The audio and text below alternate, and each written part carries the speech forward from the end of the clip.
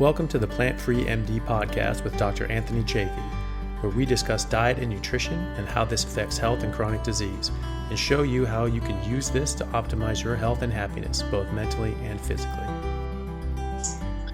All right. Hello, everyone. Thank you for joining. It's another episode of the Plant-Free MD. And today I have a special guest and return visitor, Mr. Richard Smith, who's become a good buddy of mine. And we had a great podcast early on a few weeks ago, maybe months ago now, depending on when this comes out, doing a deep dive into plant toxins and different sorts of health ramifications from eating different ways, and his journey into professional bodybuilding and athletics since then. And that's something we're going to focus on more today, is the athletic side of things and training. So Richard, thank you so much for coming back on. It's great to see you. Thank you so much for having me. Thoroughly enjoyed the last podcast. I think we penciled in 45 minutes and spoke for, I think, over 2 hours. But it's fantastic to speak with like-minded people. But fantastic podcast. If you guys haven't seen that, check that one out. The title sort of differs away from the subject, I think, isn't it? But we do go heavily into plant toxins, health and well-being, different pathways. Fantastic podcast. Amazing feedback.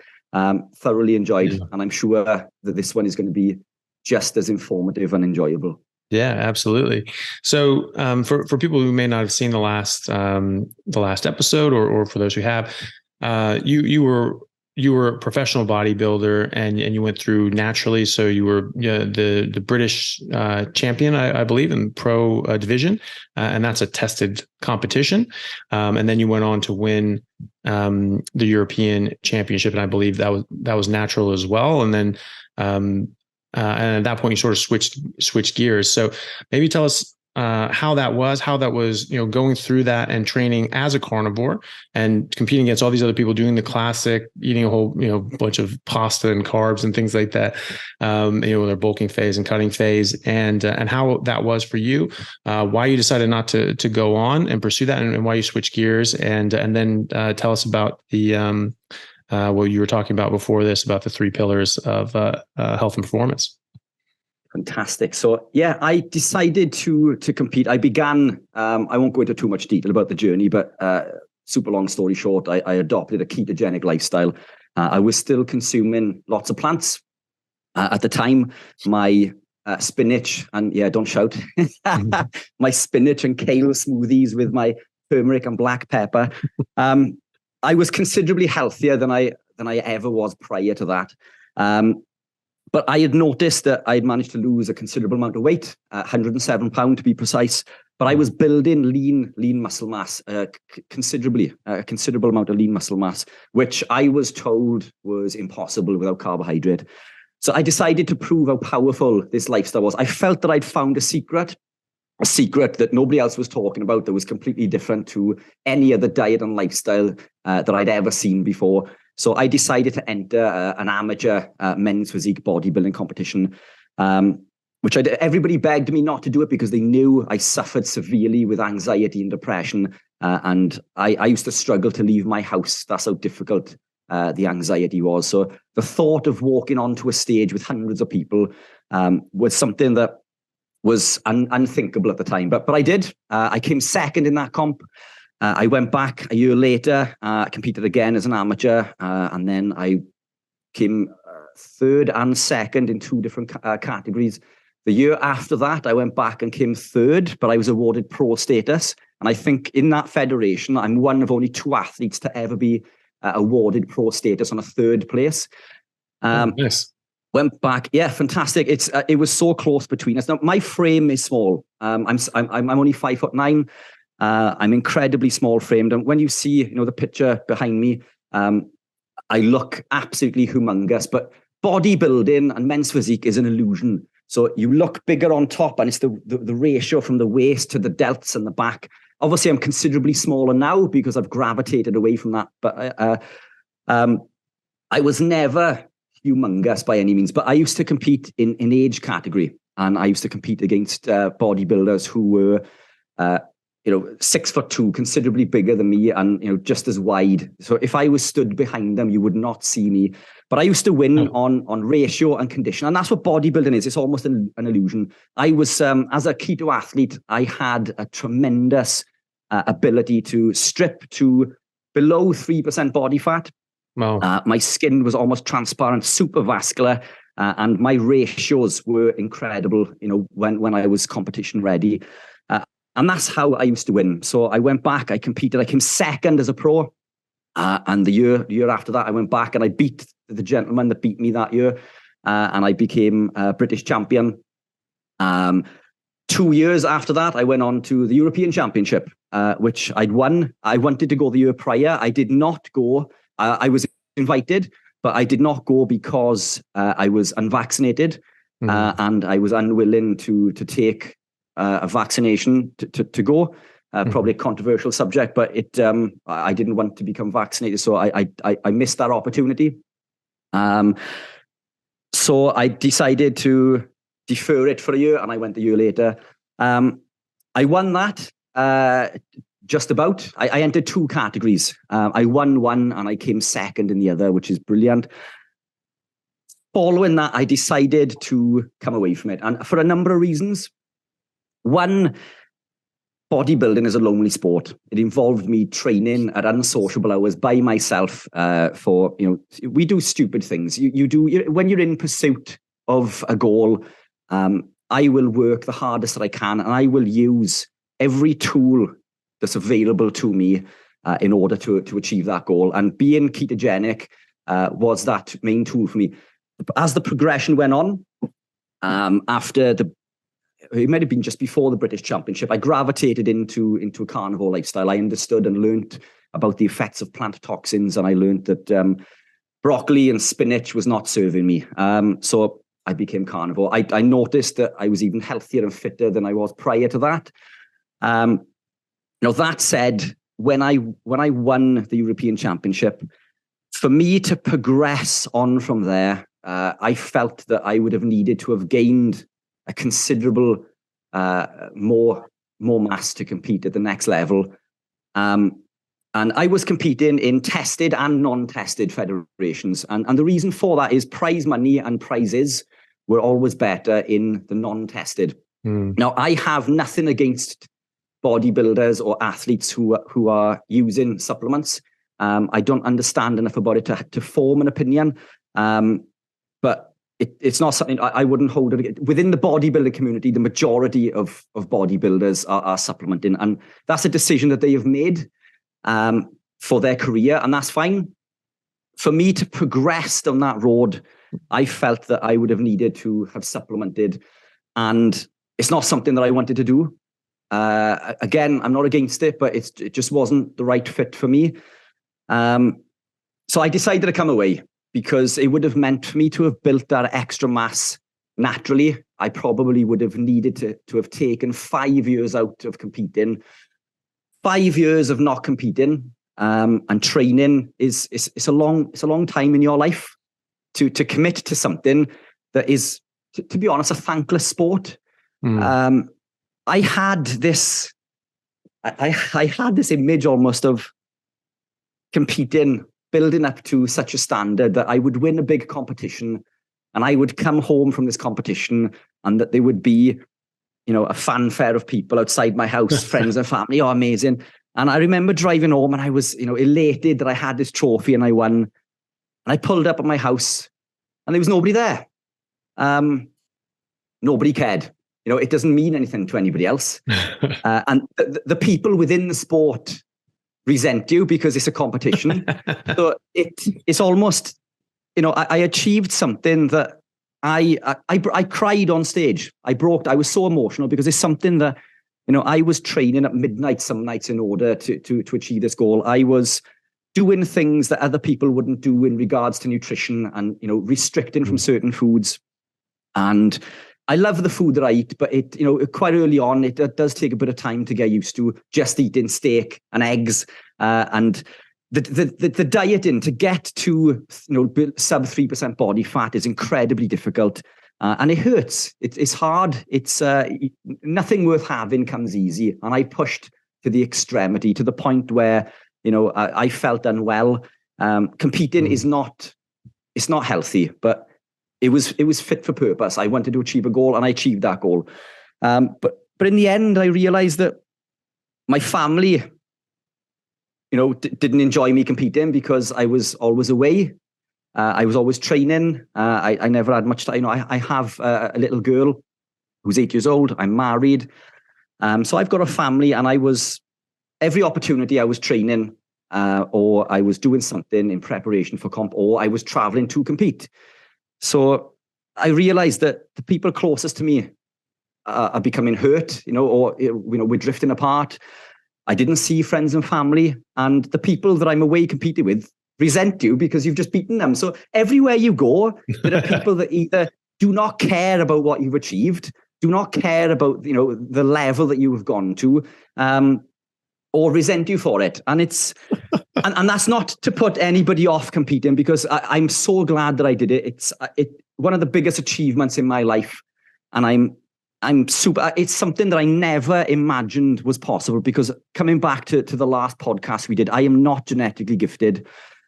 In fact, I'll send you a picture of my father, who died 2 years ago from heart complications. And I'll send you, we weren't close. He left when I was 3, and despite only living sort of 10 miles away, we never had a relationship. But despite me reaching out to several times in order to rekindle that relationship, he wasn't interested. Now, the shame about that is, if he did connect, I could have helped him as a nutritionist. Yeah. But it is what it is. But I'll send you that picture, and you can see where my genetics. I'll send you the picture of where I was when I was only 14 stone. I went up to 17 stone. Now, that doesn't sound heavy to most people, but again, I'm incredibly small framed. At 17 stone, my body fat percentage was in excess of 60%, which is absolutely diabolical. So I was incredibly heavy. I was suffering with lower back pain, and I was ill. I was completely unwell, which we covered in the last podcast. So I beat my genetics. Through epigenetics, I flicked the switch on my genes, and I managed to become fit and healthy and beat people who are genetically gifted through using a tool. And that tool is nutrition. And, to be precise, the carnivore lifestyle, and understanding the effect of insulin and carbohydrates and lectins. And these are things that we'll go into now shortly. But I won these competitions in spite of, not because of. I was utilizing a tool that nobody else was using. But it's a part of my life I am incredibly happy that I did. It's something I never could have imagined of achieving when I began that journey. And I'm pleased that I did it. But I'm also happy to be away from it. I now do, I've gone into running and cycling over the last few months. I run with a running club, and it's a social thing. You meet up with these people, you go for a run, you have a chat, and you talk about goals, and everyone is so supportive. When you compete, they come and support you. I didn't have any of this when I was doing the bodybuilding. Nobody cared, So it's a complete different, different look on competing. But that's where I went into that. That's why I've come away from it. I noticed that I built my upper frame too big for my body, and I was suffering with lower back pain again, as I did when I was overweight. So I was suffering with lower back pain down to the left side. So for all of these factors, I decided to come away. I still train weights, except instead of doing almost every day, I'll do 2 or 3 sessions a week. I quite often mix sessions because most of my my focus now is on running and cycling. But it's difficult seeing pictures like this. And a video popped up on Facebook, a memory from 2 years ago, and I wish I still looked like that. And it is difficult when I'm considerably smaller, but I'm fit, I'm healthy, I'm still strong and powerful. But it is aesthetics. I was competing for aesthetics, and now I'm competing for something different. I'm competing for athletic ability and to be fast, and I need to be light to be fast. I need that power to weight ratio, which is all these things that we'll go into. But that's why I came away from bodybuilding. The commitment for the next 5 years wasn't worth my time, I believed. Unless you were going to be, Mr. Olympia, and I'm never going to be that size. My frame would not allow me to grow into that category, and that is the category that you make your money in. If you become a mass monster, that's not something I wanted. That's not something I believe my body could have achieved naturally. Yeah, in fact, I think it's impossible. I don't think my body would ever achieve anything close to that. And I didn't want to take the time to try. It just wasn't worth, those risks and my time and effort. So I've come away. I've come away from it. Yeah, nice. Hey guys, just want to take a second to thank our sponsor at Carnivore Bar. I don't promote many products because honestly, all you need to be healthy is to just eat meat. For those times that you're out hiking, road tripping, or stuck at work and you want a nutritious snack that is just meat, fat, and salt if you want it, the Carnivore Bar is a great option. So I like this product not because it's just pure meat, but also because I want the carnivore market to thrive as well. And the more we support meat-only products, the more meat-only products there will be available in the mainstream. So if this sounds like something you'd like to get behind, check it out using my discount code Anthony to get 10% off, which also applies to subscriptions, giving you 25% off total. All right. Thanks, guys. And then, so obviously you've got the bona fides, so you've achieved a very high level of success in a very demanding sport and come to the pinnacle of that. In a short space of time. In a very short space of time, and not using shortcuts, like performance enhancing drugs and things like that, which is, that was one of the top comments when I posted the thumbnail last time, because I had that picture back there of you, in your competition, flexing and just ripped to hell. And it was just like, it's just like, yeah, European champion on carnivore, like, yeah, and a buttload of steroids. It's like, well, no, actually. And that's the amazing thing, is that when someone accomplishes something like that, instantly it must be steroids. Right. And, it's a good guess in that sport, for sure. I believe I only met two other competitors, one of which was ketogenic, by the way. Right. And he won the British Championship in a different category the same day that I won. Right. So out of two keto competitors, we both won a British title. He's a police officer. And you can tell when you look at someone's physique, if you know anything about, in performance enhancing drugs, your jawline changes, over time. Your physique, your the way that your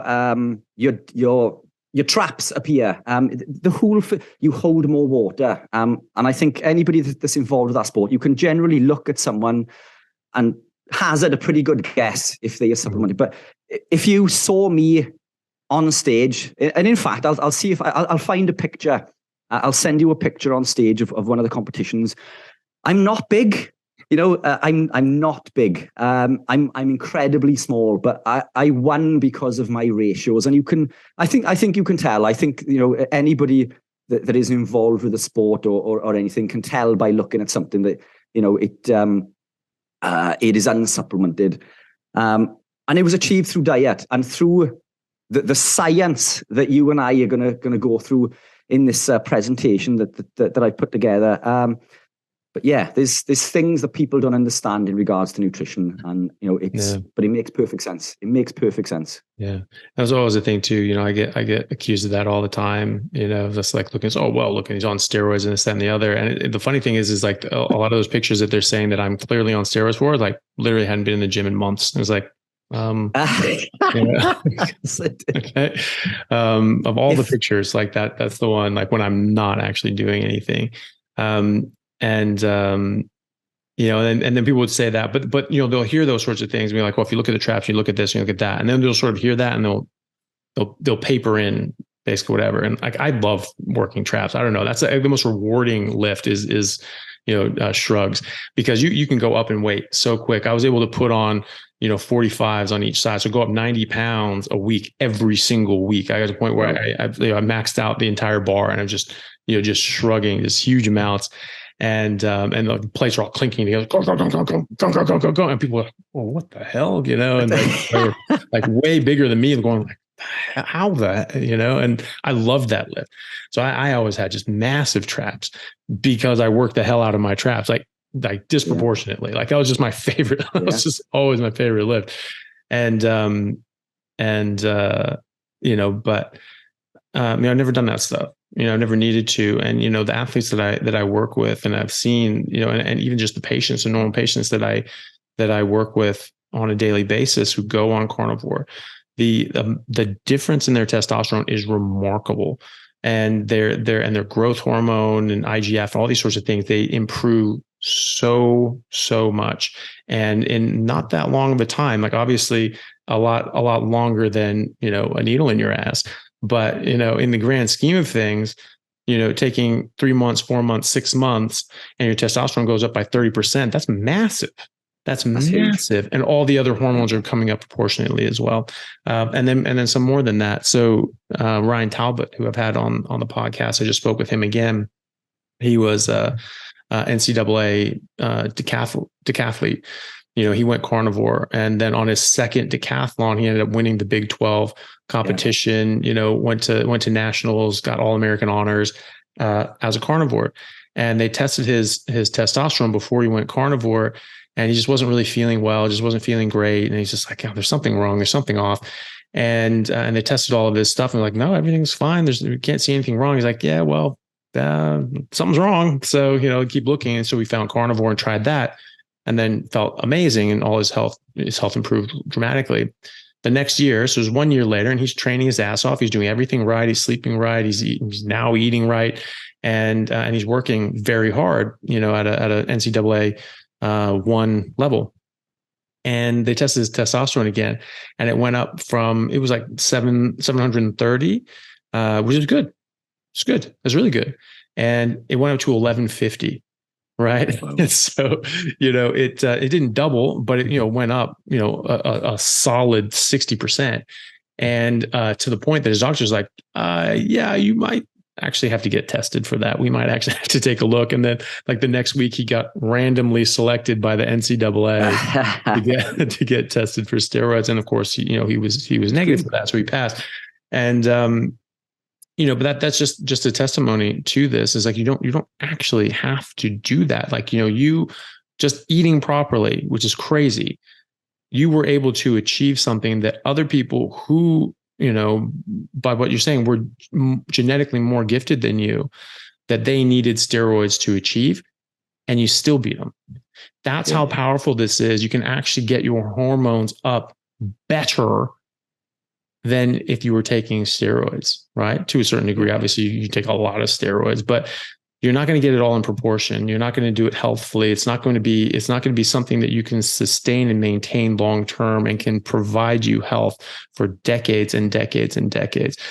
That's not going to happen, but it can actually give you as good or sometimes better effects. And obviously, you're not going to get the mass monster effect unless you have crazy genes. If you're just built for that, then maybe, like, Christ, what was the dude's name? Mr. Olympia, like most winningest Mr. Olympia. Damn it. What was his name? I got brain freeze. Yeah. My mind's gone blank too. Coleman. Ronnie Coleman. Yeah. Ronnie Coleman. Yeah. So he was getting like third in these big pro competitions and things like that, because he was gifted, and that's what he said. I was just gifted, and he was a beast. But he just couldn't quite win the big competitions because these guys were just really going to town on the PEDs. He wasn't using PEDs, and he was able to compete at that level, but he couldn't win. Right. And so he finally said, screw it, I'll do it. And so even Ronnie Coleman, who is like just a phenom physically, he even needed to do that to compete with these other people who were doing a lot of it. But maybe if you went carnivore, you never know, because I don't think he was, but who knows? But but either way, that brings us back to the presentation you were talking about. This is something you give to actual athletes that are trying to, accomplish something with their life. Can you take us through that on the sort of the 3 pillars of, for sure. Performance? Let's take a look. So is screen share available? Let me try. Probably give it a shot. If not, I can give you permission.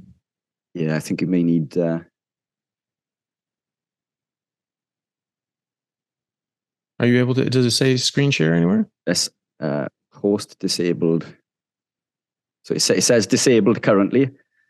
There should be a little arrow on the right, I think, where you can share for all participants. Okay, should got it. Yeah, got it. Okay, but let me move this over there. Yeah, so I've shortened this considerably because I know how you and I tend to get carried away. But yeah, can you see the screen there? Yeah, I can. Yeah, fantastic. So coming on to these 3 pillars, when my computer decides to work. So these are what I regard as my 3 pillars. So coming back to a little bit about what I do as a nutritionist, I work with people with diabetes, people who are overweight, people with polycystic kidney disease, because this is a healing lifestyle, but this is fantastic for athletic performance. So I work with do you have the 3 pillars up? Because I'm seeing a different Word doc. Right. So hang on, let me come up. Right, let me share the other screen then. Apologies. That's right. Where are we? Let's try that one. How was that? There we go. Can you see that one? Yeah. Power weight ratio, repair, build, recover. Yeah. Perfect. Brilliant. Let's move this over there. So yeah, there are semi-pro athletes at a fairly high level that we work with. And I'll go on to one of these a little bit later on, but these are the 3 pillars that I try to recommend to people. So these are my 3 pillars for athletic performance. So in order to gain that athletic performance, we're looking at a good power to weight ratio. So we need to be powerful, but as light as possible. Now, regardless of what discipline we compete in, we need low body fat and we need more lean muscle mass. We need the ability to repair, rebuild, and recover. So for this, we need quality nutrients. We need bioavailable nutrients. And finally, we need lots of energy. We need energy on demand, superior energy, and lots of it. So these are my 3 pillars. Now, when we look at the standard type of diet, this is the Eat Well plate. The Eat Well plate is based predominantly on carbohydrate. Obviously, the protein percentage of this is going to change depending on whether we live in a standard lifestyle or whether we are an athlete. But generally, it predominates carbohydrates, and this is how it looks on our plate. And we cook these foods in vegetable and seed oils. Now, I'll be the first to admit that that looks healthy. We've got chicken on there, we've got pasta, we've got some tomatoes, peas, and bell peppers, etc. You and I know that this isn't healthy, but this is what, if you showed this, yeah. We'll go through each one of these as we go. But if you were to show that to a typical athlete, they would assume that is a highly healthy meal and cooked in vegetables. But to look at this power to weight ratio, we need to be able to lose body fat. We need low body fat and we need high rate of muscle mass. But everybody looks at the caloric model. Everybody bases things on calories in, calories out. Now, energy needs to be accounted for, but the caloric model is highly flawed, and it's flawed for a number of reasons. The caloric model doesn't account for the effect of insulin, doesn't account for the thermic effect of food, metabolic rate, and ketogenesis. And we'll explain what each of these are now, but we need to understand that all carbs break down into sugar. So regardless of what source the carbohydrates are, they all break down into sugar. And this sugar breaks down into glucose. And the glucose is then stored in the liver and muscle as glycogen. But when these stores are full, it overspills and stores as fat. And this is how the body stores fat. This is how we typically store fat. So we don't store fat typically through the overconsumption of dietary fat. It's the overconsumption of carbohydrate in the form of glucose. Now, this is the mechanism that it goes through. So when we consume carbohydrate, the pancreas releases insulin. It upregulates an enzyme called lipoprotein lipase, which breaks the bonds on the glycerol backbone and signals the body to store fat. Now, this occurs in regardless of caloric value. If you consume carbohydrate, insulin signals the body to store fat. Now, this is a perfectly normal process. But for us to burn this fat for fuel, we need to almost perform this action in reverse. But we need another enzyme called hormone-sensitive lipase. Hormone-sensitive lipase breaks the bonds again on the glycerol backbone and puts fatty acids into the bloodstream. The issue with this is that when insulin is elevated, insulin blocks hormone-sensitive lipase. It blocks our body's ability to put these fatty acids into the bloodstream. And in doing so, prevents our body's ability to burn this body fat. So to put this in perspective, if you wake up in the morning and you consume a bowl of muesli or some toast or whatever it may be to fuel your workout in order to burn fat, you are not burning fat, because that increased insulin, it makes it biologically impossible for us to burn that body fat when insulin is elevated. We need insulin to drop back down in order to burn that body fat. So carbohydrates fueling your workout for the sake of burning body fat is absolutely counterintuitive. So we need to understand that insulin is a storing hormone and it wants to store fat, which brings me on to these vegetable oils that we cook in. You and I don't, obviously, and I'm sure most of your listeners don't either, but these vegetable oils are high in an oxidized omega-6 called linoleic acid. Now, linoleic acid causes inflammation, it damages the liver, and leads to further insulin resistance. As a percentage, this linoleic acid is leading to 6% higher insulin resistance than carbohydrates do. It's also high in phytosterols, which lowers our natural cholesterol and causes all sorts of issues in regards to hormone production. So these vegetable oils were originally created as machine lubricant. You can fuel your diesel car on these vegetable oils, and they have since found their way into the food industry. They have no place in the human diet. They are not meant for human consumption. And as the study showed, that this higher omega-6 intake is associated with weight gain in both animal and human studies. And as a side note, it also increases leptin resistance. So these vegetable oils that we are cooking these foods in, they tell the body to store fat. So it's not just the carbohydrate, it's also the effect, the fat storage effect of these vegetable oils, which brings me on to lectins. So on that plate, we had a lot of pasta, amongst other things, which we'll go into a bit more detail in as well. But grains are high in lectins.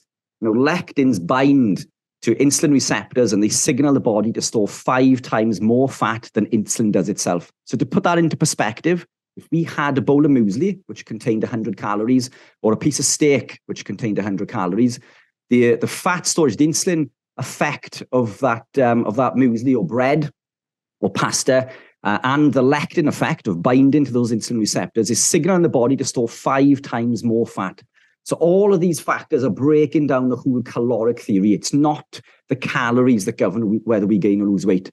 Energy needs to be accounted for, but energy can be wasted in the body through a number of mechanisms, to which we'll go into now. But coming back to the leptin. Leptin is a satiety hormone. It tells us when we're full, but lectins block leptin. They block our body's ability to tell us that we're full. So we've just taken out pillar number 1 purely through that meal, that dish, that plate that I've just presented is absolutely counterintuitive to losing that body fat and lowering our body fat and increasing lean muscle mass. I'll stop there for 2 seconds. I'll let you chirp in if you've got anything to add, and then we can go on to the next part. But that plate is basically absolutely counterintuitive to losing weight. And we'll go into more detail than that. But is there anything that you wanted to jump in on there? No, I think that's all. I agree with all that. I think there's, calories in, calories out is hugely problematic for all the reasons that you displayed. But, and more broadly, because these chemicals have chemical reactions. It's completely reductionist to say that the only thing that matters about this fat molecule is that if you burn it, it releases 9 kilocalories per gram. That's one thing that is one of its properties, but it is a complex organic molecule that has complex chemical interactions in your body and with other chemicals. Every single amino acid has a different chemical reaction in your body than every other amino acid. Every single carbohydrate has a different chemical reaction in your body than every other carbohydrate. And every single fatty acid has a different reaction as well, maybe slightly different, but it is different. And so these are going to have differences in your body, and they can have a different hormonal effect as well. And obviously with insulin and leptin, those are major factors in your hormonal health. Leptin is, it's a satiety hormone. It causes you to, it can cause, if you're blocking this, you're interrupting this, your brain's not seeing this, then you can even think that you're starving when you're not, and you end up overeating. I have to eat more because you're like, oh, I don't have enough leptin. But it's also it's a keystone hormone in other ways as well. It binds in our hypothalamus, and it signals a lot of other things to happen and take place, and a lot of other hormones to become active or be released in the first place. So if your leptin is out of balance, it will not only cause you to eat more, or can precipitate increased hunger signals that may cause some people to eat more, but it can also disrupt the normal workings of your hormones in a number of different ways. And so these things have huge knock-on effects. So just saying that, just like, yeah, it doesn't matter, all it is calories, that's just way too simplistic. Like, we are way more complicated than that. There's a lot more going on, and then like you were saying, it's the overconsumption of carbohydrates. This triggers insulin and seed oils, and this triggers fat storage. Whereas you don't really see that from excess fat, and one of the reasons you don't see that from excess fat is it's damn near impossible to have excess fat in your diet because you just don't absorb it. You predominantly absorb fat through your bile, and when you run out of bile, you have a really hard time absorbing fat, and most of it will get passed out. So, it's when people say like, oh, well, you just don't want to eat too much fat. Well, what does too much mean? And define that, because we're still going back to that whole thing. Fat is bad at a certain level. I don't think that it's that easy to obtain that level. Maybe if you were taking ox bile or something like that, you were forcing your body to absorb way more fat, I'm sure you'd run into problems. Or if you're eating, but the only other way to do it is if you have a genetic anomaly where you're making way too much bile, which I guess could happen, but I don't know how common that would be. It's probably very rare, if at all. But the only other way to do it is if you get that very small percentage that you can absorb. You just eat so much that even that small percentage ends up being an excessive amount. But you would have such torrential diarrhea as a result of that, from all the fat that would be leaving your body, that no one with any sense of self-preservation is going to be able to attain that, and it would be very, very, very difficult to do that, and very noticeable if that were about to happen. So, I just I think that for all of those reasons, it is very important to know what you're putting in your body. Yeah, for sure. So on to my next pillar. So our body's ability to repair, rebuild, and recover. Again, we need quality nutrients, and they need to be bioavailable. And I'm going to show you why that plate again is absolutely counterintuitive. Again, grains are also high in phytic acid as well as lectins. Now, other foods contain phytic acid and lectins as well, and we'll go into that a little bit later on. But this is a study that looks at zinc absorption. Now, phytic acid blocks the absorption of zinc, iron, and magnesium. Zinc is essential for the production of testosterone. Iron is important for supplying oxygen to the muscle to aid with building and repairing. And magnesium is crucial for supporting muscle and energy production. And what this study shows is that when we consume oysters, which are incredibly high in zinc, and we consume it with corn tortillas, that zinc absorption is blocked by 100%. Zero zinc is absorbed. So the food that we consume with our nutrient-dense foods has a massive impact on our body's ability to absorb those nutrients. So when we are consuming foods high in lectins and phytic acid, they block the absorption of these things. Now, testosterone, you may be thinking, well, we need testosterone to build muscle, but we all need testosterone. Even women need testosterone. So this isn't just about building muscle. Iron is essential, and so is magnesium. We all need muscle for life. So this isn't just a case of athletic performance. This is for health and well-being as well. But this is the effect the phytic acid has on the body. And we'll quickly go back to lectin. So this is my interpretation of the microvilli line of the gut. Very basic, I know, but when we consume food, the nutrients come in, they bind to the microvilli line of the gut, which are like little fingers that absorb nutrients. So we have all of this surface area to absorb nutrients. But what happens when we consume lectins is the lectins in the form of wheat germ agglutinin, which is found in these breads, pastas, rice, they bind to these cells lining the microvilli, or the line in the gut, and they take up the surface area. They almost do this, so reducing the surface area. So we're actually absorbing way less nutrients than we're consuming. But it gets even worse than that. And this is something we've covered, I think, in the last one. And I know it's something you've covered several times before. But when these lectins come into the gut, they bind to the epithelial cells or the enterocytes lining the gut, and they cause the release of a molecule called zonulin. And when zonulin's released, it causes a gap in the tight junction between these epithelial cells, which allows undigested protein molecules to travel into the bloodstream where they shouldn't be, and the body sees them as a foreign invader and creates antibodies to fight them. The issue with this is through a process called molecular mimicry, the body then starts attacking other proteins in the body that look the same. This is autoimmune disease. So these lectins will cause intestinal permeability in everyone. If we are consuming bread, pasta, rice, we have what's called leaky gut. We have holes lining our intestines in the gut. And this causes all sorts of issues, neurological issues, aches and pains in joints, fatigue, inflammation.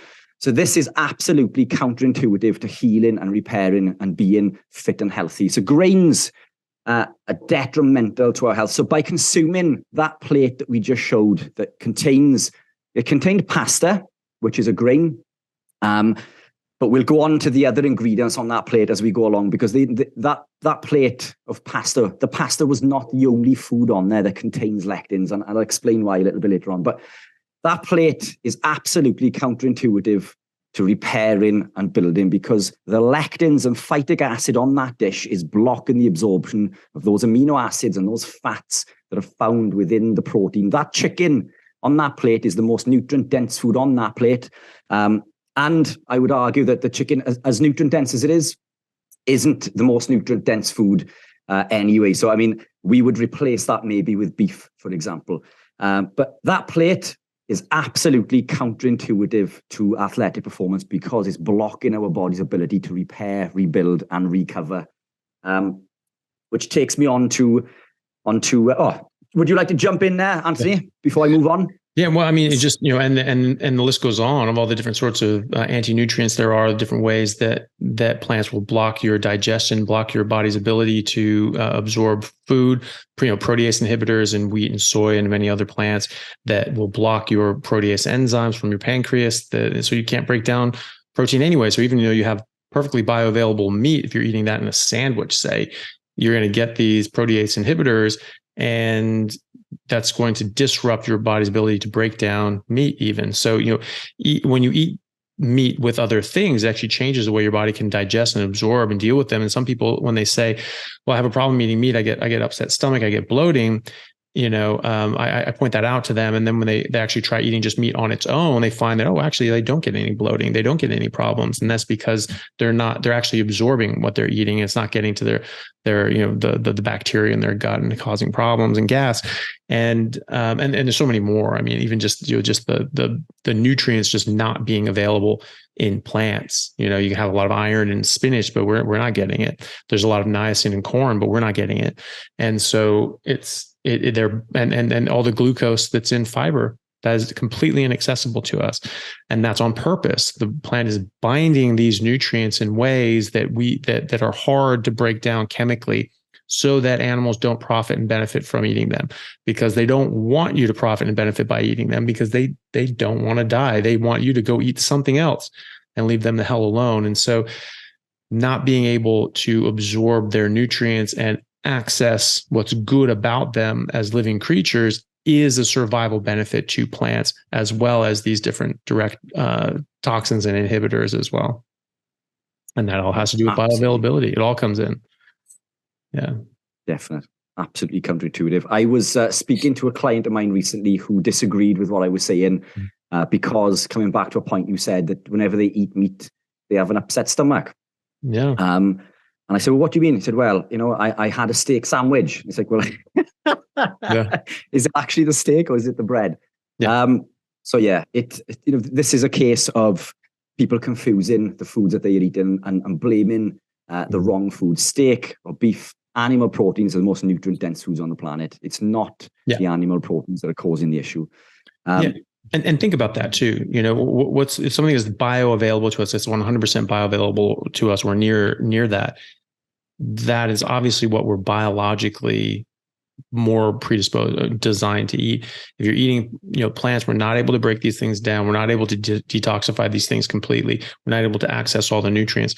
don't even have all the nutrients in plants anyway. So any nutritionist that says a vegan diet is best doesn't understand nutrition, because how can you as a nutritionist argue for a diet that is devoid of essential nutrients like B12, which you cannot get from plants? You just can't, and there's so many others, and people can play, word games on how you can get different nutrients where, but you're not explaining B12 anywhere. And all the other ones are pretty garbage as well. So, anyone who argues, any nutritionist who argues for a diet that's deficient in nutrients is not a good nutritionist, and is obviously, held up by different sorts of narratives and ideologies.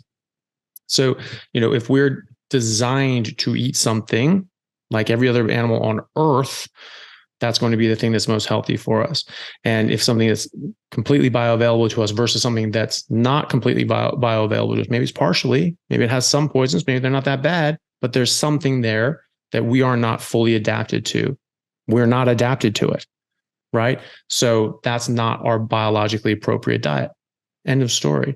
And when animals eat their biologically appropriate diet, they are more healthy. That is a fact.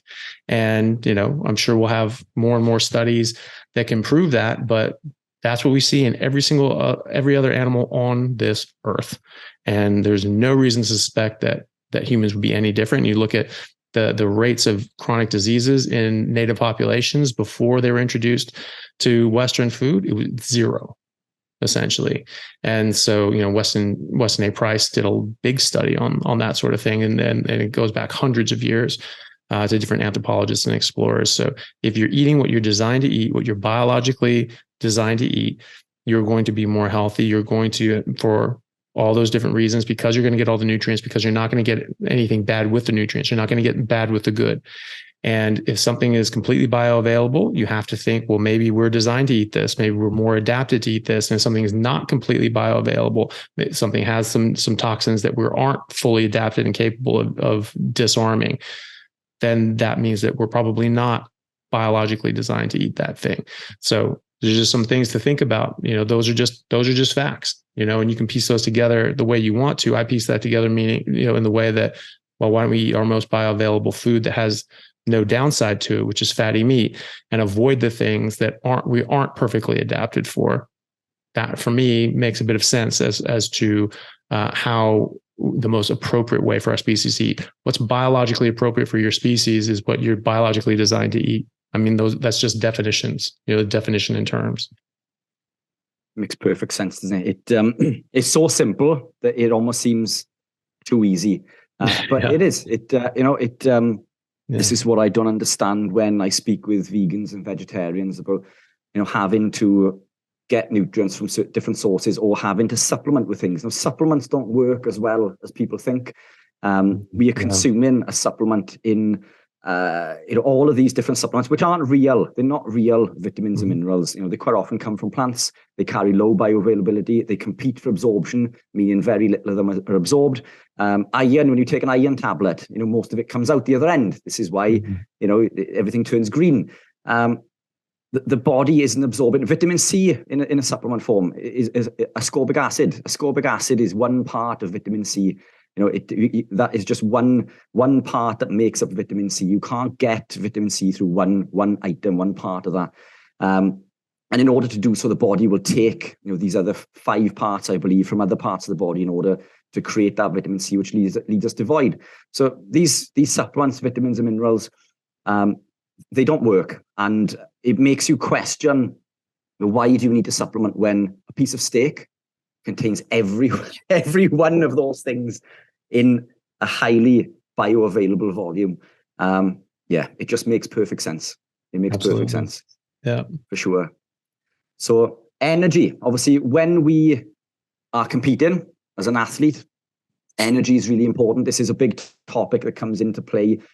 So when I spoke with bodybuilders, for example, they need carbs to lift heavy weights. This was their argument. When you speak to endurance athletes, well, I need carbs to run a 10-hour Ironman, which is total rubbish. It doesn't make any sense at all, because an elite athlete can store around 10,000 kilojoules in their liver and muscle of glycogen. which isn't an awful lot. And we'll come on a little bit further on this now. But this is why a lot of athletes bonk during a triathlon, and they're having to continuously supplement with glucose energy gels, and they get all sorts of gastro distress. But it is not, this isn't the optimal way to fuel. And I'll explain why now. But what I'm going to go on to is cellular respiration, how we create energy. Now, part of cellular respiration is the conversion of NAD plus to NADH. So it's nicotinamide adenine dinucleotide. We all have NAD, and as we age, NAD levels lower. They decline with age, and NAD is required for fundamental biological processes within the body. We've got a limited supply, and as we age, this supply is depleted over time.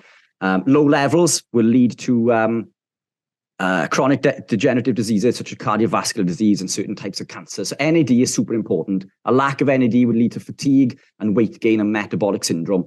Now, when we look at how we create energy or utilize energy, let's look at glucose. Glucose costs, so for us to process one glucose molecule, it costs the body 2 NAD plus molecules there and 2 there. So it's costing the body 4 NAD plus molecules.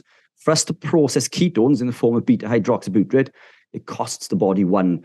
So that makes energy production, ketone energy production, 400% more efficient at a cellular level. And all of these things, this decline in NAD plus to NADH leads to oxidative stress and aging. And this is why I believe that athletes who consume high levels of carbs early on in their career, they retire at a young age in their 30s, and they begin to age incredibly quickly, as well as gaining a lot of weight. And it's because of this oxidative stress and damage to their cells from the overconsumption of carbohydrate.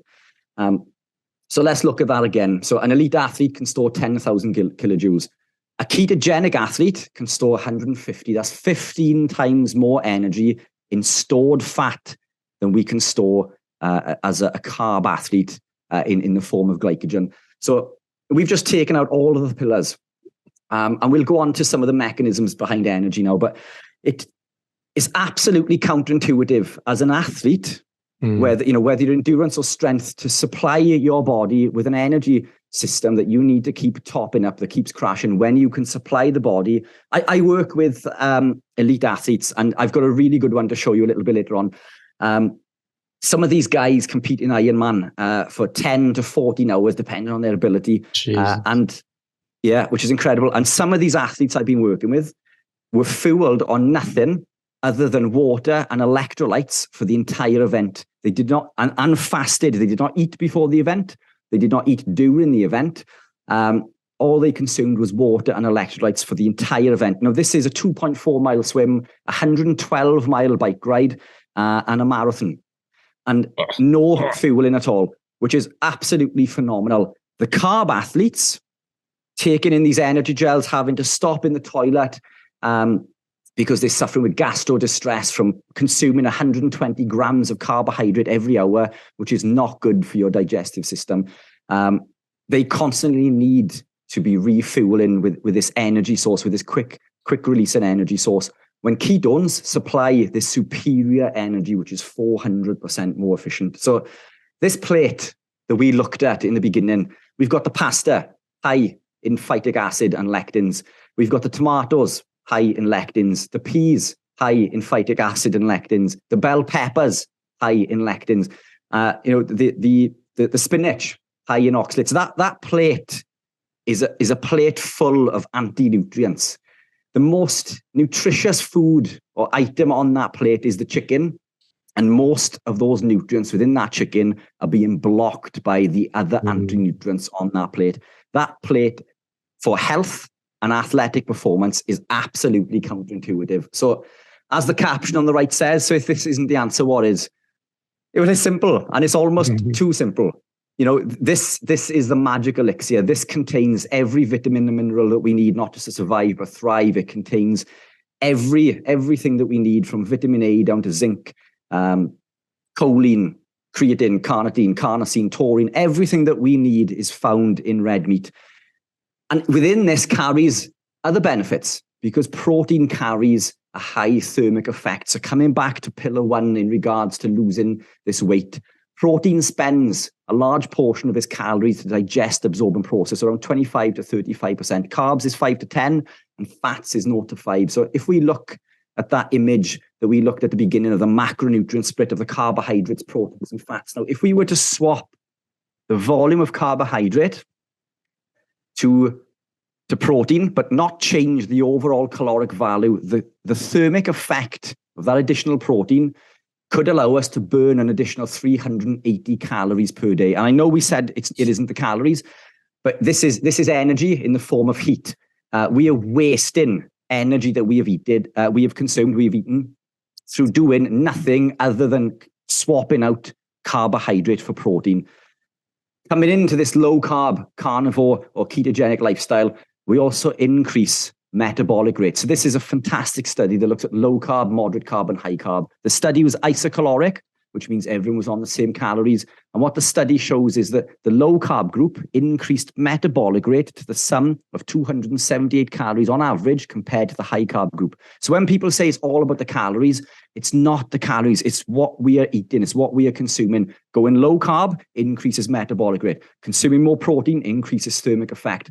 Removing all of these carbohydrates is removing the body's ability to increase insulin and tell the body to store fat. Removing these lectins is removing the body's ability to bind to those insulin receptors and signaling the body to store fat. Removing the lectins is taking away the body's ability to negate the nutrients found within those foods. So that plate is absolutely counterintuitive.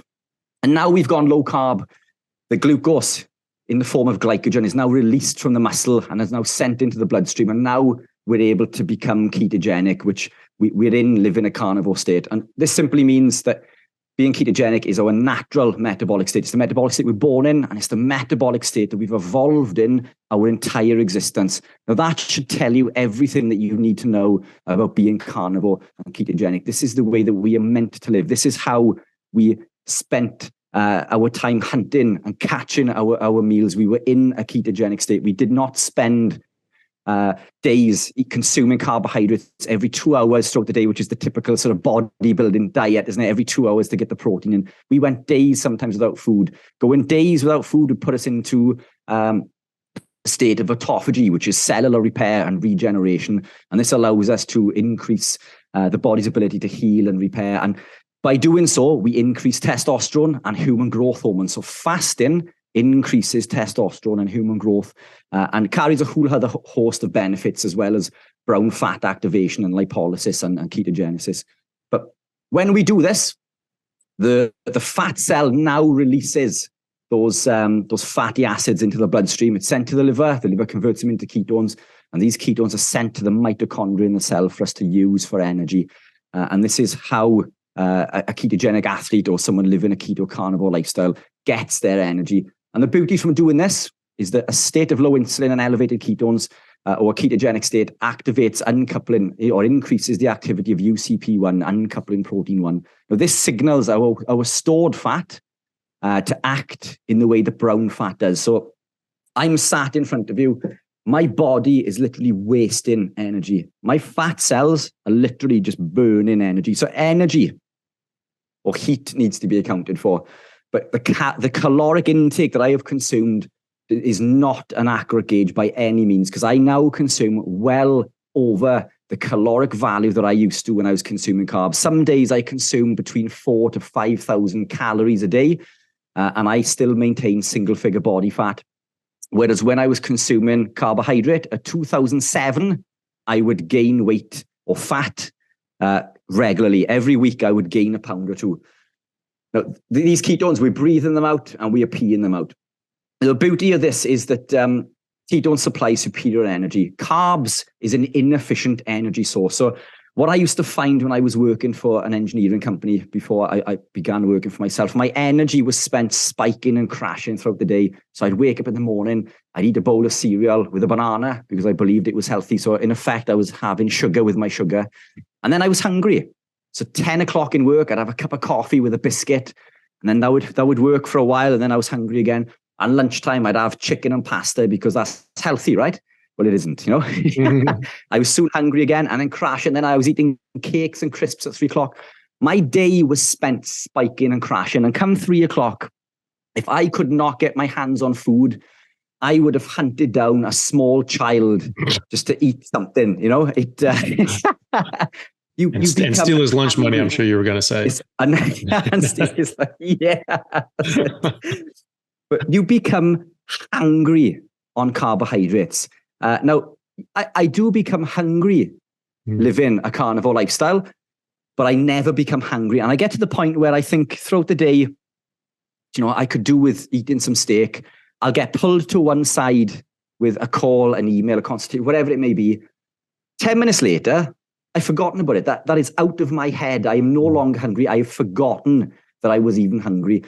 4, 5, 6 hours later, oh yeah, I was just about to put a steak on, So you don't pick up, because your body taps into this stored energy source. We've got an unlimited supply of energy. And what we do is we seamlessly flick this switch from dietary fat into body fat. And this is what people don't seem to comprehend when we live a ketogenic carnivore lifestyle. We have all the energy that we need stored in our body fat. You will be incredibly hard pressed to burn all of your stored body fat. It would take, and I'd argue, weeks with an average. Or in fact, there was a gentleman from Scotland, wasn't there, who went well in excess of a year of not consuming anything. Now, he had a lot of fat to burn, but he did not eat anything other than water, electrolytes, and vitamins, I believe, for in excess of a year. And that just goes to show that our body stores fat as food. This is our stored food. It's there to fatten us up for a cold winter and for us to utilize energy at a later date. The problem with modern society is that later date never comes. We just keep on topping up this stored body fat. And this is why you see runners who run regularly in your local park run, who are very good runners, but are incredibly overweight. They are fit in spite of and not because of. They're fit because they go through the effort of running every week, but they weigh 16, 17 stone. They're fit in spite of being healthy, not because of being healthy.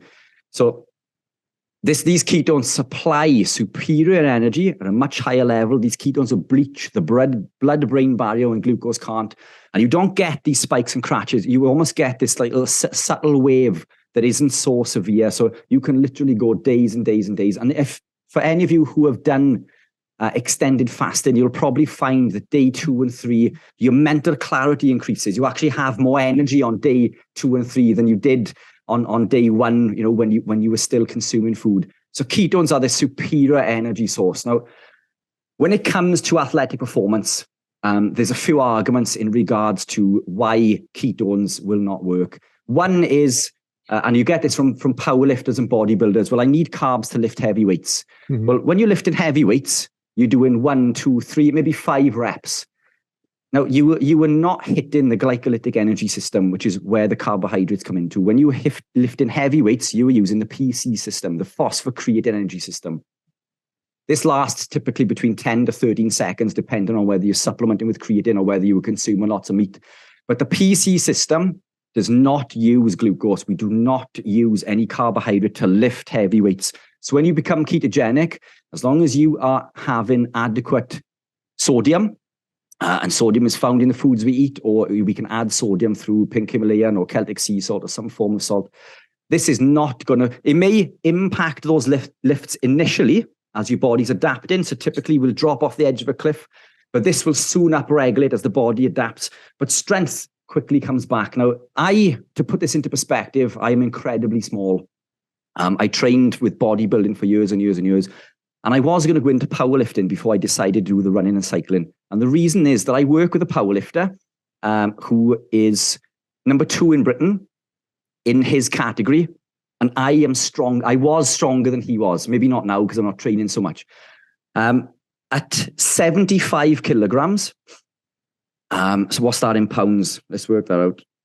Do that for you guys now because you guys work in pounds. I like to work in pounds as well because it always sounds better. 165. So incredibly light, okay? 165 pound.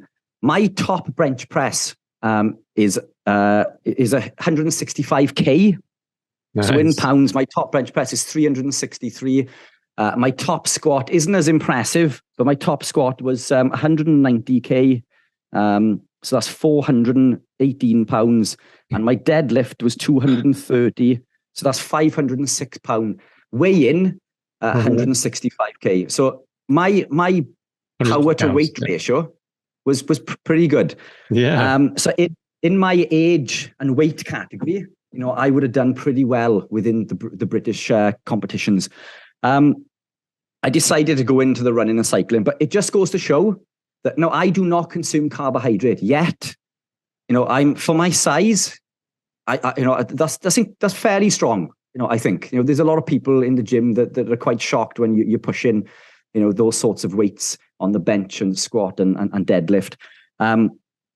So incredibly happy with those, but you don't need, no, I was supplementing with creatine. Now there is an argument you don't need to because it's found in high amounts in red meat, but I did supplement with creatine. Creatine is fantastic. I love creatine. It's not just good for the muscle, it's good for the brain, but you do not need carbohydrates for heavy lifts.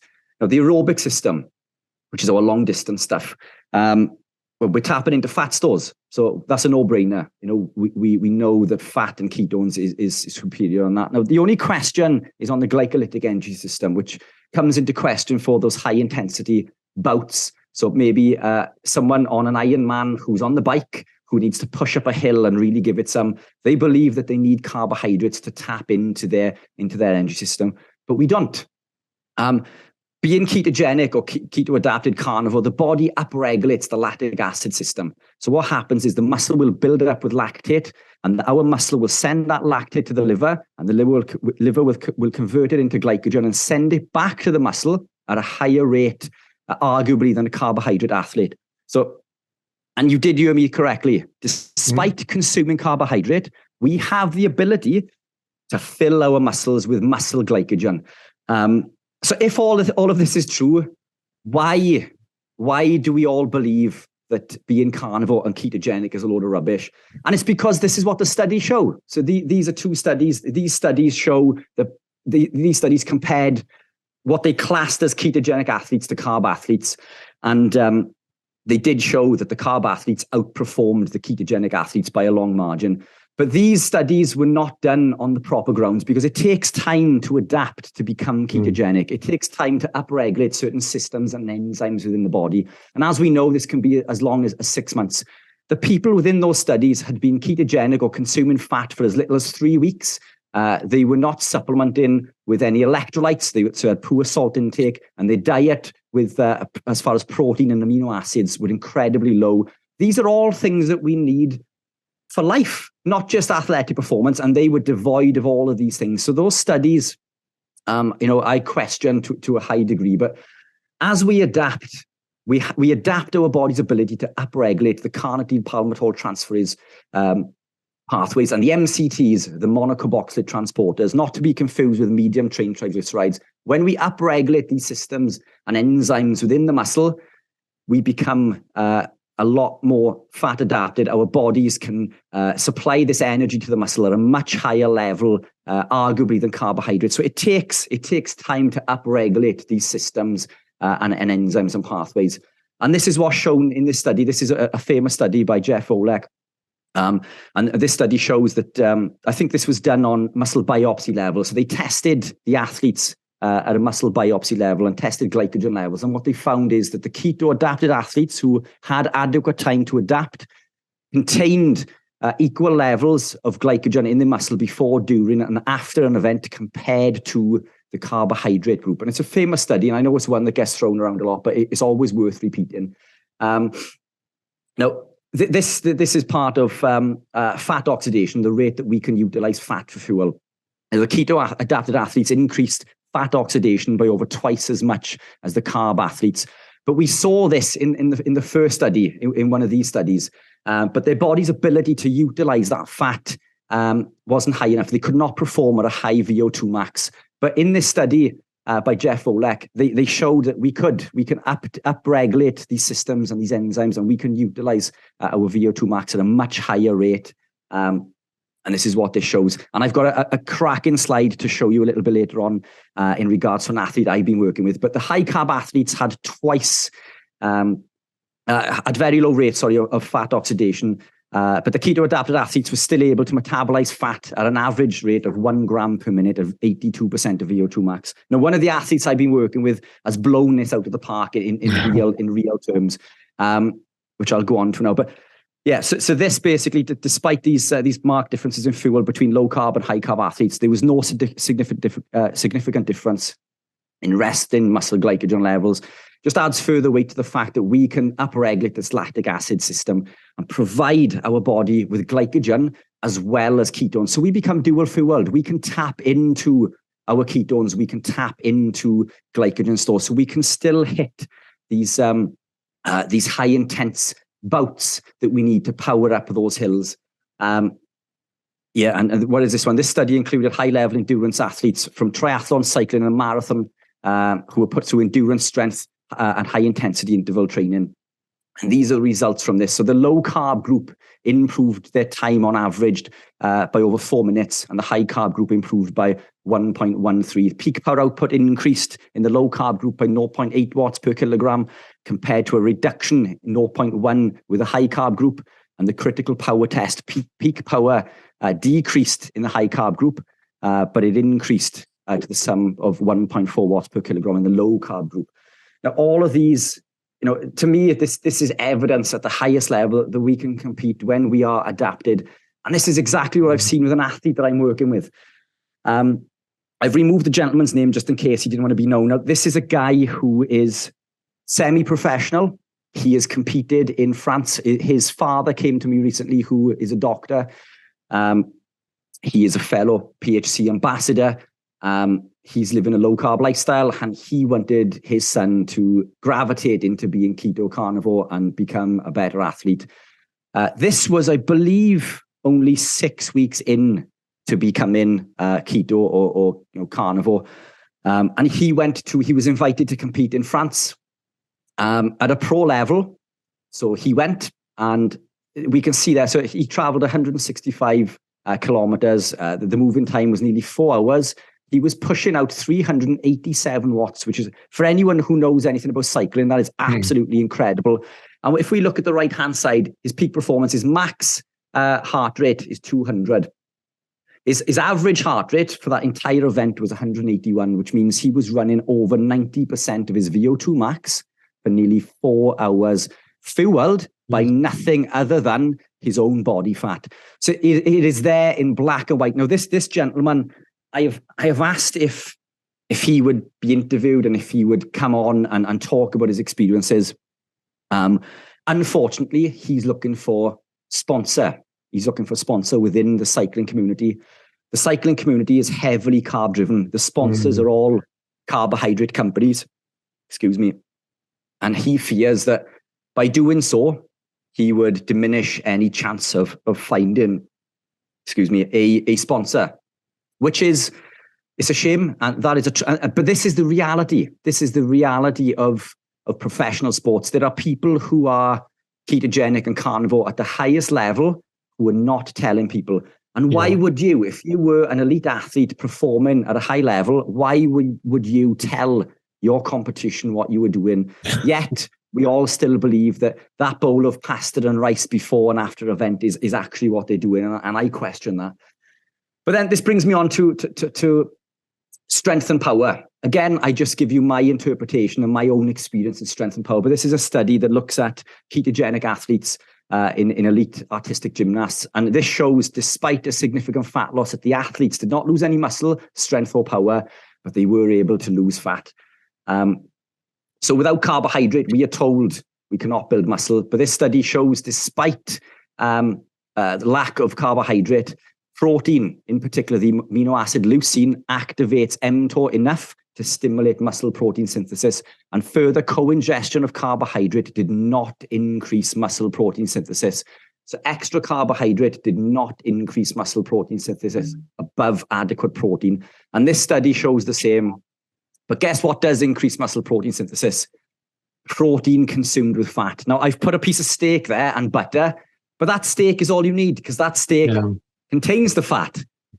Nature gives us this perfectly packaged present that contains every amino acid and vitamin and mineral we need, along with the correct ratio of fat. All we need to increase our muscle is consuming animal proteins. In particular, I'm a big advocate of steak, in particular beef red meat. And this is why I believe you and I have noticed significant muscle gains in such a short period of time. This is why I think your clients have noticed muscle gains. And this is why I believe that I managed to gain, what I would consider exponential strength and muscle gain in such a short period of time.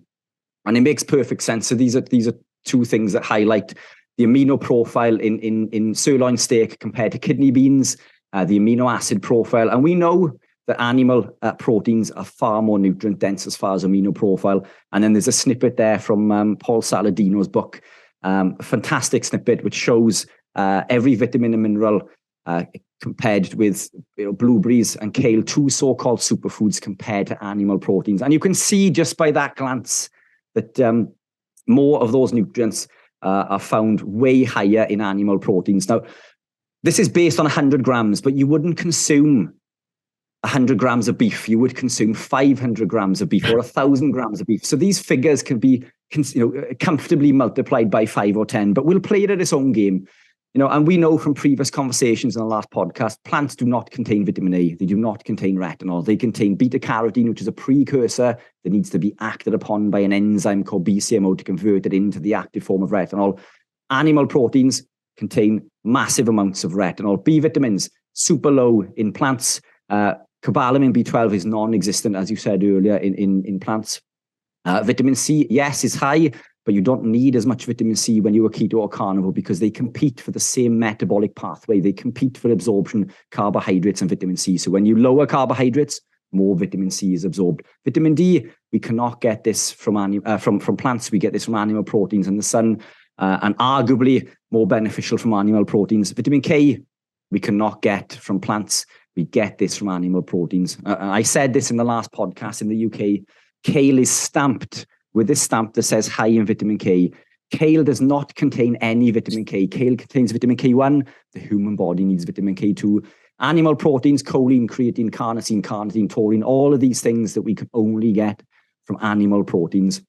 So animal proteins are the way forward. And I've just got a couple more slides to show, and then we can rip anything apart. But these are a few studies I'm going to run through really quickly. But to understand the studies, we need to understand that there's 3 types of ketone bodies: acetoacetate, beta-hydroxybutyrate, and acetone. Acetone is a wasted ketone body, which is elevated when we begin our ketone journey, ketogenic or carnivore journey. But our body utilizes and preferences beta-hydroxybutyrate. And this is what these studies highlight. So these are further benefits which aid with athletic performance as well as health and well-being. Beta-hydroxybutyrate blocks a complex called NLRP3 inflammasome. NLRP3 inflammasome is responsible for a lot of the inflammatory signaling within the body. So BHB blocks this. It fights oxidative stress by the mechanism that we mentioned earlier in regards to NAD plus to the NADH ratio. It enhances gene expression. It strengthens bones, coming back to what we said earlier about bone strength in vegans and vegetarians. Supercharges cognition. BHB will breach the blood-brain barrier when glucose can't, and will supply the brain with over 70% of its energy. BHB is utilized in helping people with Alzheimer's, dementia, and Parkinson's. It increases heart function by as much as 25% and blood flow by as much as 75%, which as an athlete is super important. So living a ketogenic or carnivore lifestyle, we have just restored by eating that piece of beef and nothing else. Plain and simply, we have just restored every pillar of athletic performance.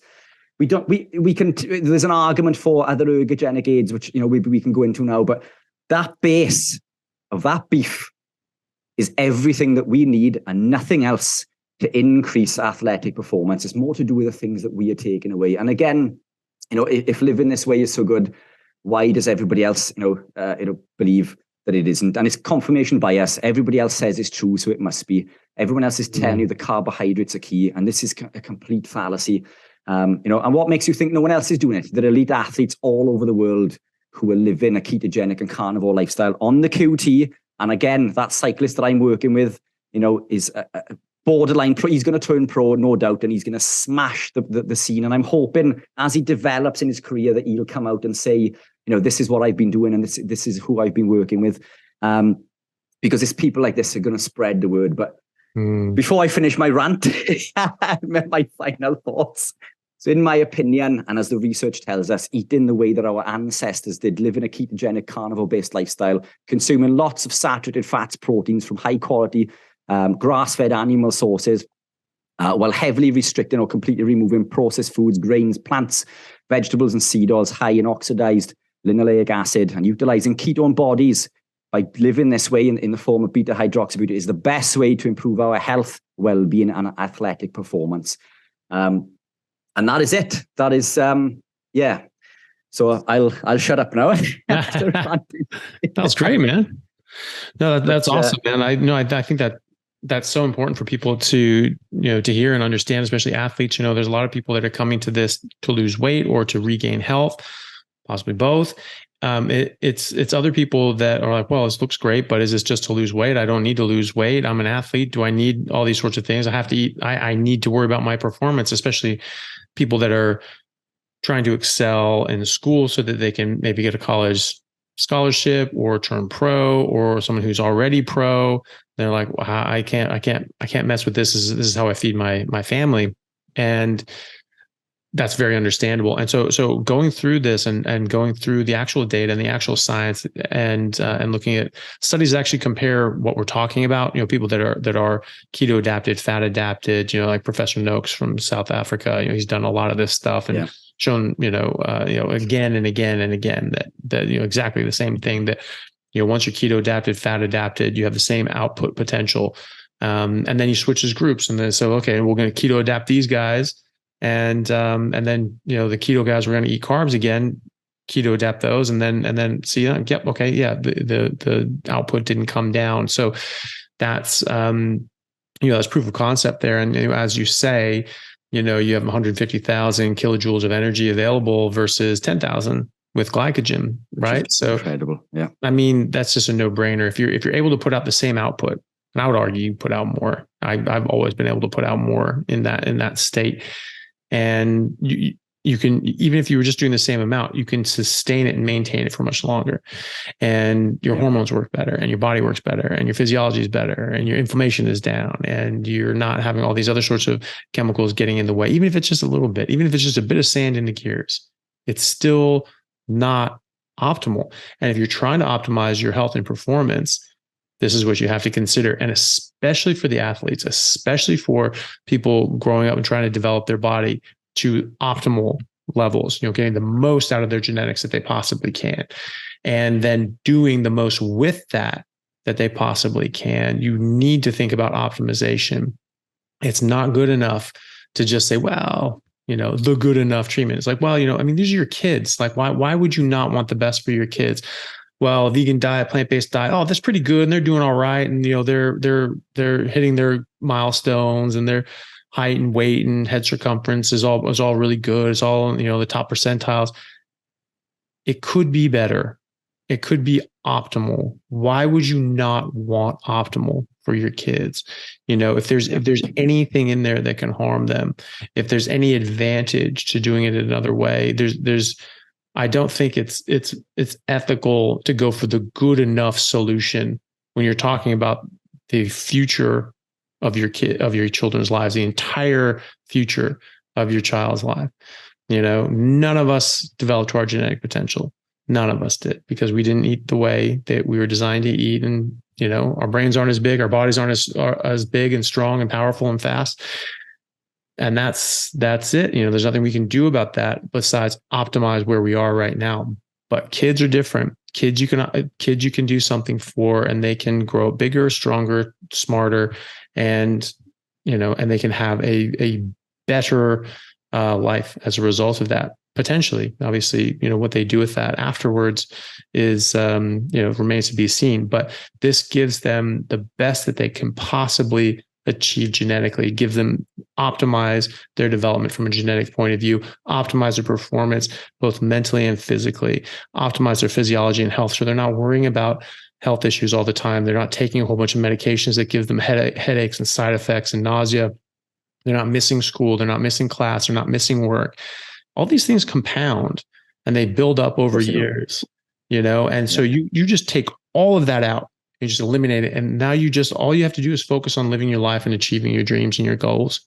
it's a very different life. It's a very different life. And like, why would you not want that for your kid? Yeah, and I think education is incredibly important. My little girl, she's only 8, and she arguably knows more about nutrition than a doctor does. Yourself excluded, obviously. But I mean, education is key, isn't it? And this is what I try to do with with my daughter is explain about the benefits and things of living a healthier lifestyle. But yeah. Fantastic stuff. No, that was awesome, man. No, thank you for that. It was a great presentation. Yeah. No and I just, I don't have anything that I would change or anything like that. Just with the ketones as well, it's not, just that your brains can run on this stuff, or can run on this stuff. Your heart tissue and your brain tissue prefer ketones. And, when there's always going to be some ketones in your system, but and whatever ketones are available, your brain's taking them in and running on them, crosses the blood-brain barrier, reconstitutes into fatty acids, regrows the physical structures of your brain. And if you and this is what, kids that are infants that are nursing, they're in ketosis. And that's when their brain is growing like wildfire. And then we change them over to mushy peas and carrots and a bunch of sugary, sweet potatoes and crap like that. Boom. You just put a hard stop on that brain development and growth. So, that's a bad idea. And, when you look at, people say, it's like, well, our brain prefers glucose, that's its primary energy source. The only reason they say that is because you're saying that a fed state and a fasting state in biochemistry. And in a fed state, you're eating carbohydrates, your insulin's up, and you don't have enough ketones to run your brain properly. So you have to draw in carbohydrates. But it is running on ketones during that time. And your brain will always run on ketones if they're available. And if your blood sugar stays up, but your ketones rise as well, as your ketones go up, your brain uses those ketones, whatever ketones are available, your brain uses. Yeah. And and it will start diminishing down the amount of glucose that it needs. And once you hit a certain threshold of ketones, even if there's an abundance of glucose, just doesn't take it in, and so the vast majority of your brain will exclusively run on ketones. That means it prefers ketones because it has both available, and it only draws in the ketones and takes those in. So that's a preference. So your brain prefers to run on ketones. That's its optimal fuel. And as you said as well, I think that we've misnamed these things. I don't think that's a fasting state and that's a fed state. I think we eat 5,000 calories in ribeye, like you're not fasting, right? So that whatever metabolic system you're in, it's not a fasting metabolism, right? But we call it a fasting mimicking diet because it mimics fasting because you go into the same biochemical pathway. So clearly that's named wrong. Clearly that's a misnomer. Yeah. So, we've named that wrong. And I agree, all animals, predominantly have that, are in that so-called, ketogenic fasting state. They're not running on carbohydrates. Their insulin is not high. Like bugs and insects or birds that like drink nectar. I don't know what their metabolism is, but animals that eat fiber and get the fat and protein break down from that, get fat and protein. Animals that eat other animals get fat and protein. So the majority of the animal kingdom runs on fat and protein, and the majority is fat. As a proportion of their calories. So that is what is normal. That is what's natural. And, if you're, and so we've just forgotten that. And by the time we were able to look at biochemistry at a molecular level, everyone was just eating carbohydrates. And that's why we just thought that was a normal thing, because everyone was eating carbohydrates. But you eat anything except carbohydrates, it looks like you're fasting.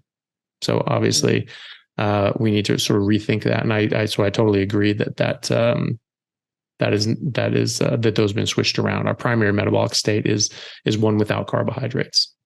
For sure. And coming back to a point you just made, a question that I get asked quite often is, do I have to fast? And the answer that I usually give is, well, no, not really, if you don't want to, because living a carnivore-based lifestyle, being ketogenic will activate. We still see autophagy and mitophagy activation, brown fat activation, the activation of lipolysis. The benefits we see from living a ketogenic and carnivore lifestyle are the same or similar. I mean, varying degrees. Obviously, if we are fasting, we may be able to increase further, but just living the lifestyle, eating intuitively, eat when you're hungry. If you're not hungry, don't eat.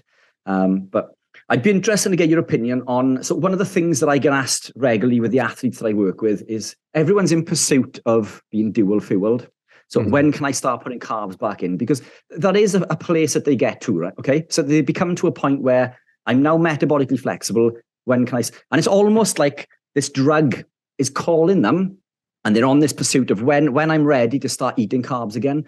Now, I've experimented over the years with carbohydrate because I'm in pursuit of optimal nutrition. Now, if I find a piece of research that will give me an indication that there is an advantage to be had from consuming a small amount of carbohydrate, I look into it. So I've experimented over the years, personally. I've never noticed a benefit. It only ever seems to hinder me. But I'm just one person. I just may be genetically predispositioned not to consume carbohydrate.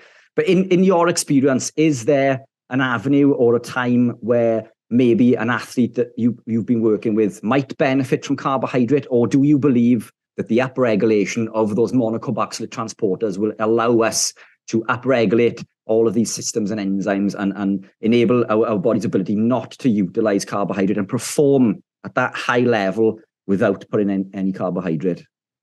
Yeah. So the question I think is a funny one, just like, okay, so I've gotten off all these carbs.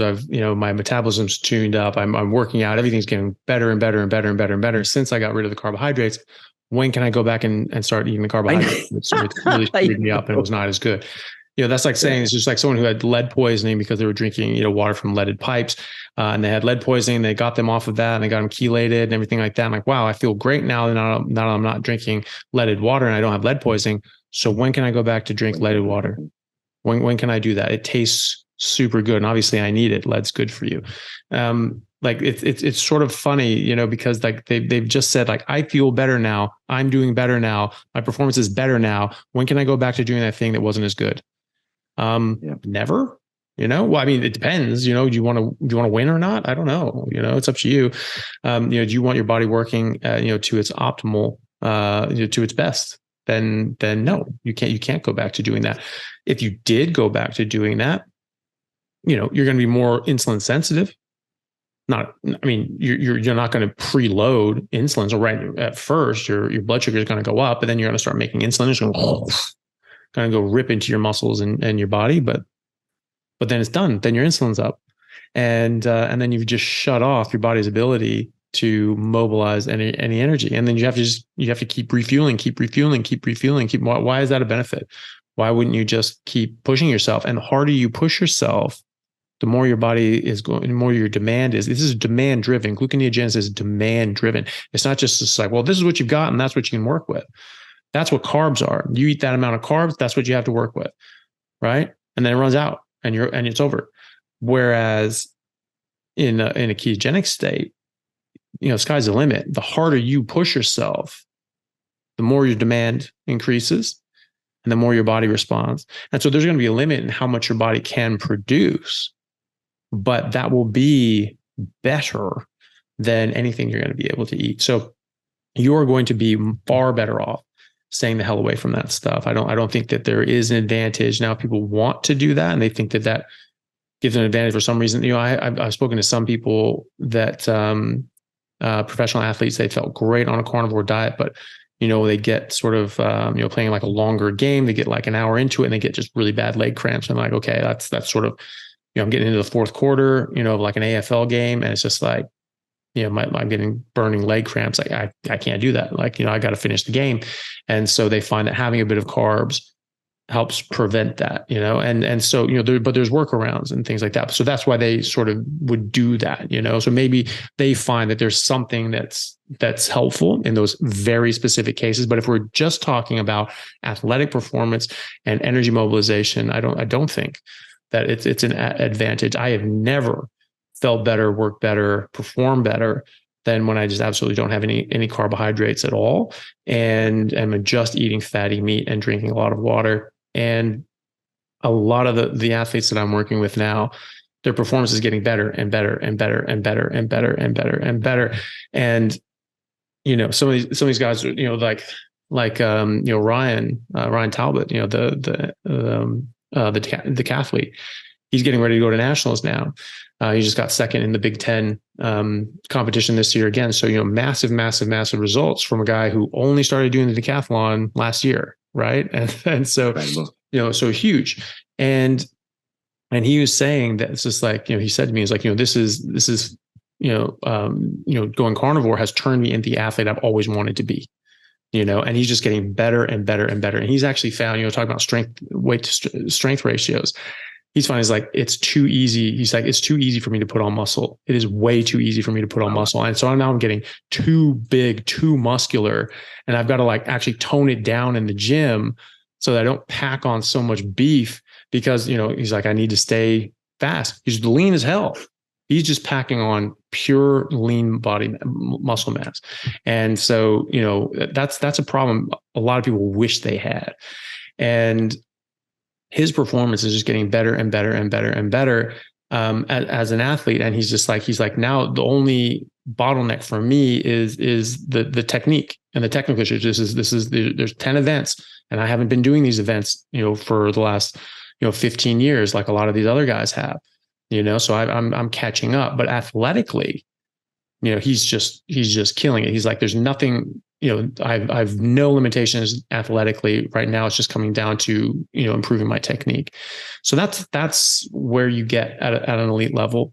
And so why mess with that? You're not doing that on carbs. You've never been able to achieve the performance that you had when you were using carbs. Now that you're off carbs, you go to such a higher extent. Now you're saying, well, when can I eat carbs again? Why would you want to? Why would you want to? No, like that makes no sense to me. Like, you're asking when you can do something that's harmful to you. I mean, you could do it anytime you want, but it will never be an advantage. I don't think anyway. No, I agree. What about your thoughts on creatine and coffee? Because obviously, being carnivore, we're not consuming. A lot of carnivores do drink coffee, but caffeine is a known ergogenic aid. We know that it helps with athletic performance and things. Do you have any thoughts on that?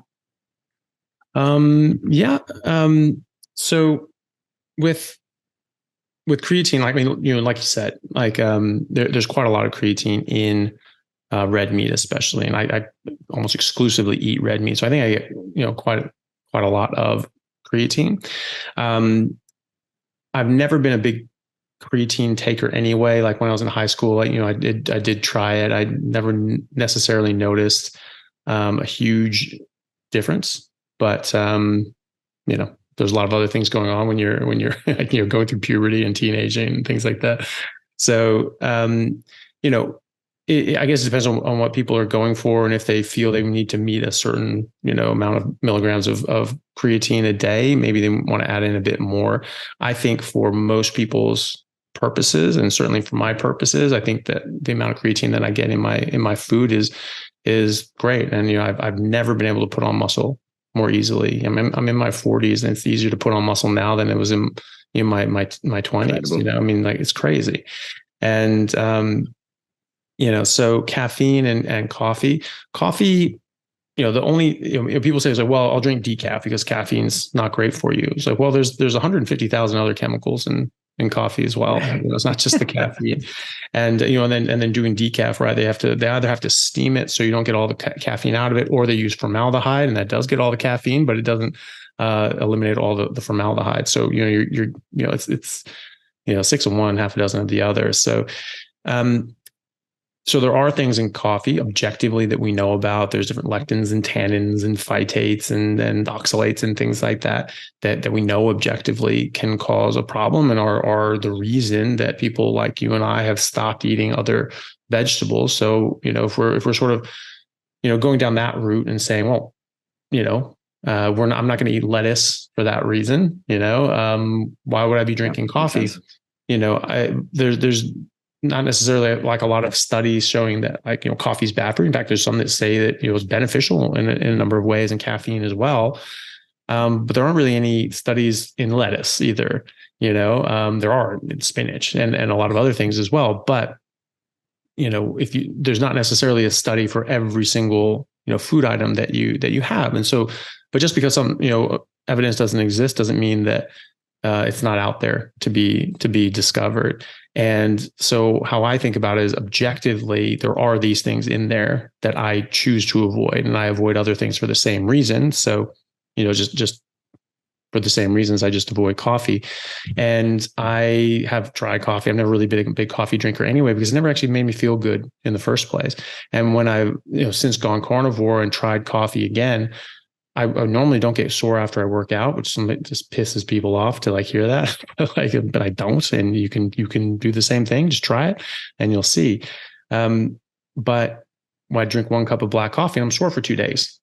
Right. And so obviously there's something in there that's affecting me. Now, will that have long-term detrimental effects on my health and longevity? No idea. But you know what? I'm sore right now. And so I don't really want to do it. And as far as caffeine doesn't do that. I've taken just caffeine pills on their own to avoid all the other things that are in coffee, and I get the hit of caffeine, but I don't get sore.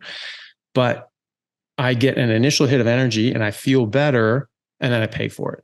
And so, especially if you're looking at this from an athletic point of view, sure, it's going to hype you up, give you a bit of a let's go get them sort of mentality. That's going to crash, and when that does crash, you're going to be at a disadvantage to where you would have been if you just left it alone. And I find that when I'm getting into athletics, I'm building up energy and I'm going, because your body meets the demand that you put at it if you're in ketosis. And so when I push myself, my body delivers more energy, burns more energy. I feel better because of that. This is one of the reasons why caffeine makes you feel better, because you burn more energy, and burning more energy makes you feel good. So when I start working hard, I start burning more energy. I feel good. I want to work harder. Makes me feel better, and I work harder. So you get this feedback loop, this positive feedback loop of just pushing yourself harder and harder and harder. So I can get there anyway. You want to jump start it with some caffeine? Sure. But is that going to derail you in the future and make it so you're not able to perform as well later on, and you're maybe not getting that incredible Hulk sort of buildup where you're getting more and more angry and more powerful at the same time? And so I don't think there are any studies that can elucidate that for us, at least currently. But I think people should certainly try that and just understand that concept in their head. And if you're going to do something short term, like maybe even like a rugby game or something like that, basketball game, whatever, maybe that's an advantage. But maybe it makes you too jittery and you make mistakes. Who knows? But anything longer than that, you're probably going to hit a crash, and you're probably going to be at a disadvantage for having done that. But if people, if you're about to do an athletic competition, sport or whatever, and you find that taking a caffeine pill before helps you, go for it. But try it without, and know what have something to compare it against, and see what you actually have there, and say, okay, when I don't do it, I actually feel great. I take this one, all right, I was jittery, but it wasn't actually that much of an advantage, and I think I prefer this other one. Or you felt great on the caffeine, and you felt great without it, but you felt like you had a bit of extra of an edge. Go for it. So I think it's personal, but for me, I don't feel that I need that stuff. I feel I just work fantastic without it.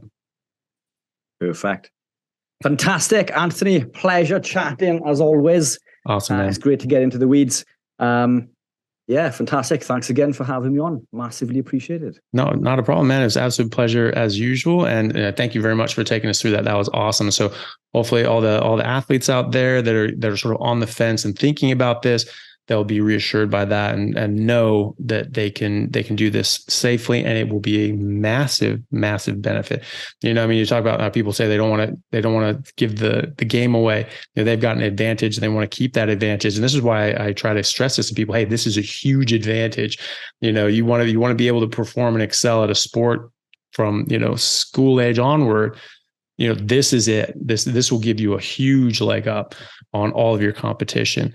I was always of the mindset that that I was happy to like tell people what I was doing and how I was training.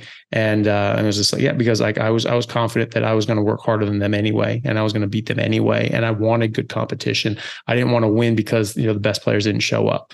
I remember like, playing different games against top teams, and they're like, oh my God, I got this guy. Like, oh geez, oh, this guy's so good. I'm like, good. I hope he's sick. No, I don't hope he's sick. I hope he's like, pissed off and ready to go. Because well, but that's the thing. If you want to be the best, you have to beat the best. And you're never going to be the best unless you have the chance to beat the best. So I love that. I always loved playing against that. And I just wanted to play. I just wanted people at their best, and I wanted people to be able to train and be able to beat them anyway. That's what I liked, because like, I mean, that's not really a prize if you've handicapped other people, and it's not really necessarily a handicap if they're just doing what they're doing, but I'm happy to tell people what I do and how I do it. And I'm going to beat you at it anyway, because I've been doing it longer and I work harder. So there you go. Yeah. And I'm carnivore. Awesome. Yeah, exactly. Cool. Awesome, man. Well, it's been an absolute pleasure. Everyone, please go check out Richard's stuff over at Keto Pro. Can you tell us where else we can find you on your socials? Yeah. So Instagram is keto_pro. Now, as I say, I work with a lot of people who are low carb ketogenic. So I know this is predominantly carnivore community. I am carnivore, but I do work with everyone at every level. So there are posts on there that are gravitated towards low carb and keto. But so bear with it. Don't let that put you off. The information that we put out is as I'm sure you'll agree, is absolutely fantastic. The website where we do low carb, ketogenic, and carnivore type products and foods is theketopro.com. And I'm on Facebook as Richard Anthony Smith. And we have a low carb keto group called Keto, which we are now gravitated into low carb keto and carnivore. So feel free to check that out. And YouTube channel, which, we're going to do, we'll post this. So this will be posted to that as well. And that is keto_pro again, I believe. And that is it. Fantastic. Thanks for having me on. Pleasure as always. No, awesome. And for those, because we will do a post to put this on both of our channels. So people who wanted to check mine out, it's just Anthony Chafee, MD on YouTube, Instagram, and Anthony_Chafee on Twitter. And you can sort of find all the other things through those. And so if you like that, please do leave a comment, let us know what you thought and how this has affected your health and training. And please share this with anyone who thinks you think that would be entertained or benefited by it. All right. Thanks, everyone. Really appreciate you guys coming in, and we'll see you next time.